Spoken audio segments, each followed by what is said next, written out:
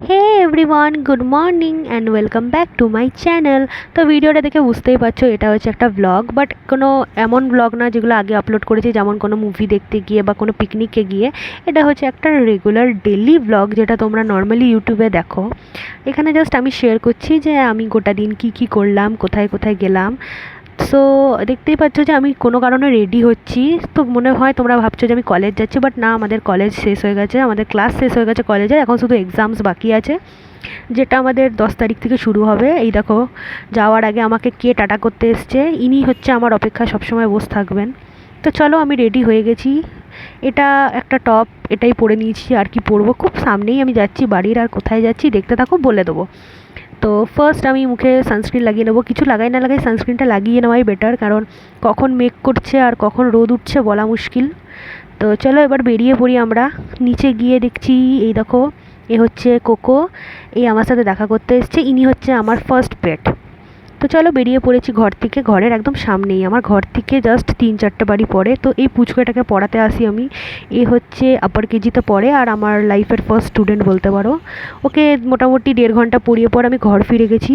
তারপরে দেখছি ঘরে রীতিমতো ঘর পরিষ্কার চলছে। আমাদের হাউস হেল্প মায়ের সাথে মিলে একটা তাক পরিষ্কার করছে, যেটা লাস্ট হয়তো 15 বছর 20 বছর পর খোলা হচ্ছে। তো বুঝতেই পারছো পুরো ঘর একদম ওলঢাল হয়ে আছে। তারপরে এসেছিলাম আমরা বাড়ির একজন নতুন মেম্বারকে খেতে দিতে। নতুন মেম্বার বলতে ইনি আমাদের বাড়িতে আছে মোটামুটি 6 মাস হয়েছে। তো এনার গল্পটাও আপনাদের সাথে শেয়ার করব। এ হচ্ছে একজন আমাদের পাড়ার ডগি, যে পাড়ার এন্ডের দিকে থাকতো, কিন্তু বয়স হয়ে যাওয়াতে কেউ এর দলের কুকুররা কামড়ে ছিঁড়ে একদম মানে না খেতে দিয়ে মড়ো মড়ো অবস্থা করে ফেলেছিল বলতে পারো। তারপর থেকেই আমরা কি করি যে ওকে আমাদের গেটের ভেতরে ঢুকিয়ে দিই, যাতে ও একটু প্রোটেক্টেড সেফ থাকতে পারে, অ্যাটলিস্ট যেটুকু জীবন বাঁচবে খেয়ে দিয়ে যেন ভালো করে বাঁচতে পারে। তো ইনি আমাদের গেটের ভেতরেই থাকেন। মিনি যা খাবার খায়, চিকেন সেদ্ধ আর ভাত, এও সেম খাবারই খায়।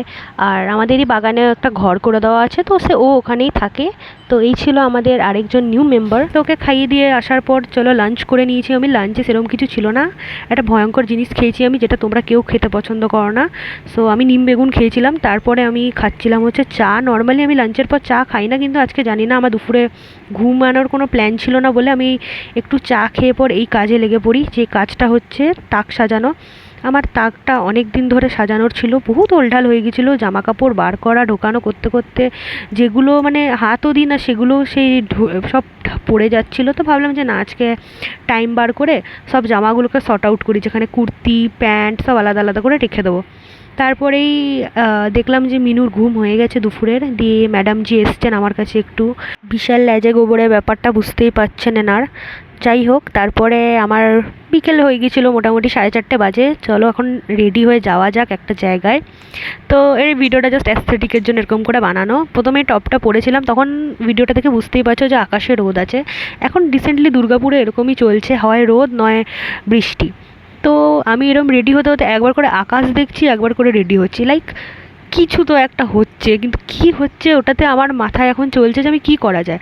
তো আগে দেখিনি আমি কি কি করেছি। জাস্ট মুখে ব্লাশ লাগিয়েছি, আর ওই ব্লাশ শেডটা দিয়েই আমি লিপস্টিক হিসেবে ইউজ করে নিয়েছি। তো দেখতেই পাচ্ছ যে আমি একবার করে রেডি হচ্ছে আর একবার করে ঘামছি। বড্ড একটা হিউমিড ওয়েদার হয়েছে, যেখানে বৃষ্টিও আছে, আবার রোদ উঠলে এমন একটা সেই মানে ভ্যাপসা গরম লাগছে যে মানে একটু পরে পরেই শুধু ঘেমে যাচ্ছি। তো এই পাউডারটা যেটা দেখছো আমি অ্যাপ্লাই করছি আমার ফেসে, এটা হচ্ছে একটা পন্ডসের পাউডার, যেটা অ্যাকচুয়ালি আমি আর মেকআপে কিছু করলাম না, শুধু এই পাউডারটা ইউজ করলাম, যেটা আমি অ্যাকচুয়ালি অনেকদিন ধরে ইনস্টাগ্রামে দেখছিলাম, ইউটিউবে দেখছিলাম, ভাইরাল যাচ্ছে এই পাউডারটা পন্ডসের। এটা অনেকটা ট্রান্সলুসেন্ট পাউডারের মতো, আবার অনেকটা সেই আগে আমরা যেমন ইউজ করতাম ফেস পাউডার, অনেকটা ওরকমই।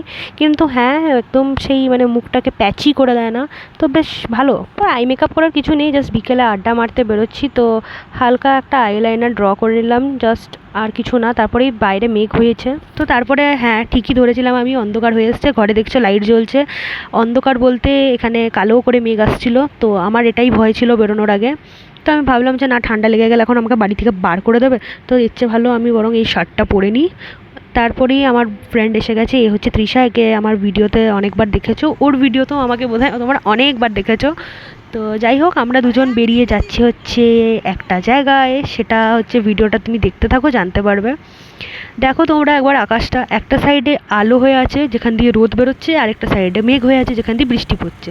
কীরকম একটা আজীব ওয়েদার চলছে কদিন ধরে।